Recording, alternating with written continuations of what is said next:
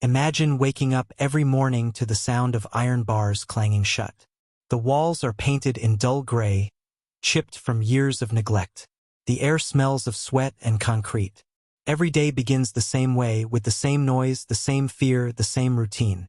Now imagine living like this not for a week, not for a year, but for 22 long years. 2 decades and more stolen from your life. Not because you are guilty, not because you broke the law, but because the justice system failed you. This is the story of a man who lost everything to a wrongful conviction. This is the story of the innocent man who spent 22 years in prison. It all began in the early 1990s. A brutal crime had shaken a small city, and the community demanded justice. The police were under immense pressure to solve the case. Politicians demanded quick answers. Newspapers ran headlines demanding accountability. In the chaos of fear and anger, the police turned their focus to one young man. He fit a vague description. He was in the wrong place at the wrong time. And although no physical evidence linked him to the crime, he was arrested. From the moment the handcuffs closed around his wrists, his life was never the same. He shouted that he was innocent, but his cries fell on deaf ears. For the system, it was easier to close the case quickly than to search for the real truth. The trial that followed was fast. Too fast. The prosecution built their case on the weakest of foundations: eyewitness testimony.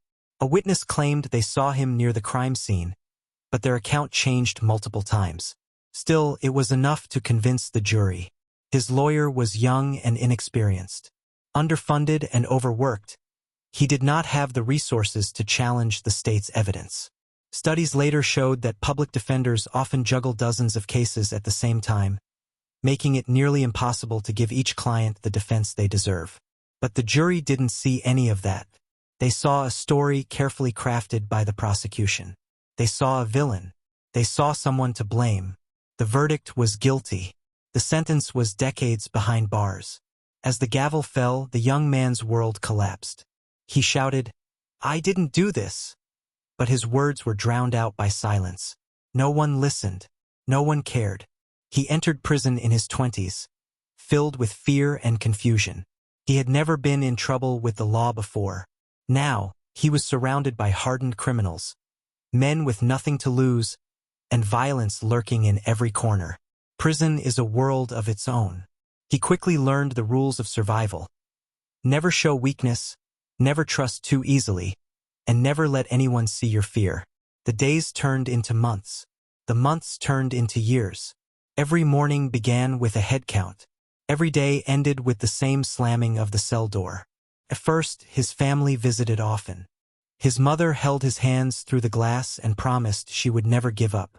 His children drew him pictures, telling him they missed him. He clung to those visits, to those moments of love. But as the years dragged on, the visits grew fewer. Life outside prison walls kept moving. Friends moved away. Relatives passed on. His children grew older, their voices changing, their visits becoming less frequent. He received letters at first, but even those slowed down. Some people stopped writing altogether. Prison has a way of erasing people from memory, turning them into ghosts long before they die. He never stopped proclaiming his innocence. He filed appeal after appeal, but each was denied. Judges dismissed his petitions with short sentences, never even reviewing the full case. The legal system moved on without him. Inside, he fought despair. He saw men break under the weight of endless years. He saw some take their own lives, unable to endure another day behind bars. He promised himself he would survive, no matter how dark things became.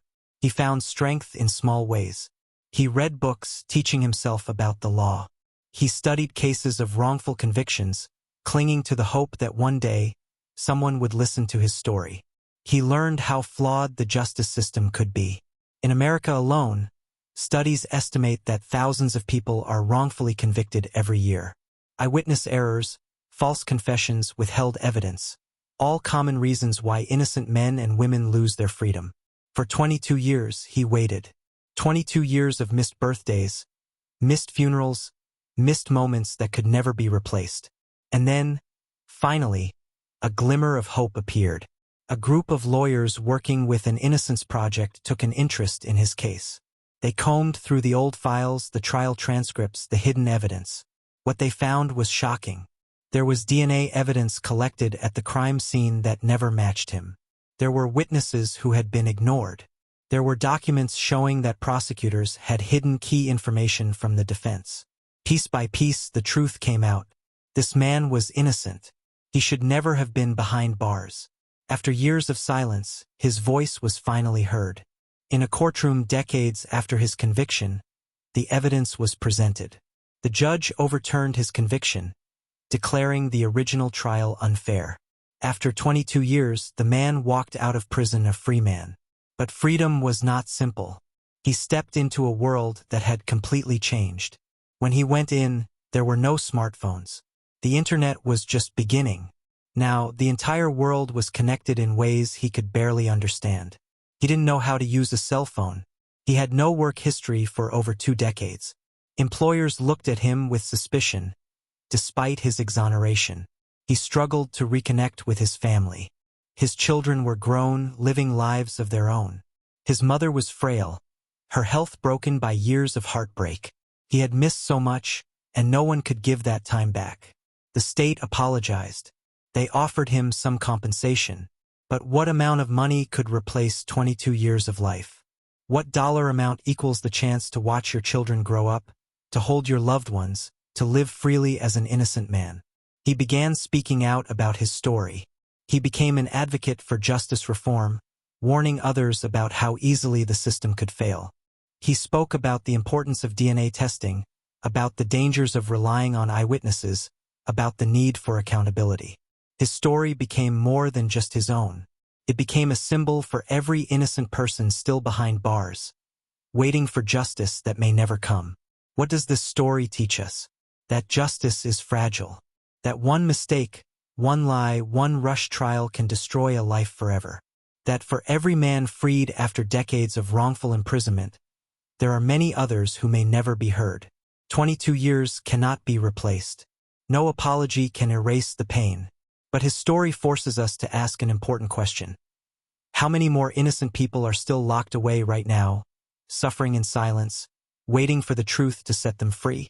Do you believe freedom after decades can ever make up for what was lost?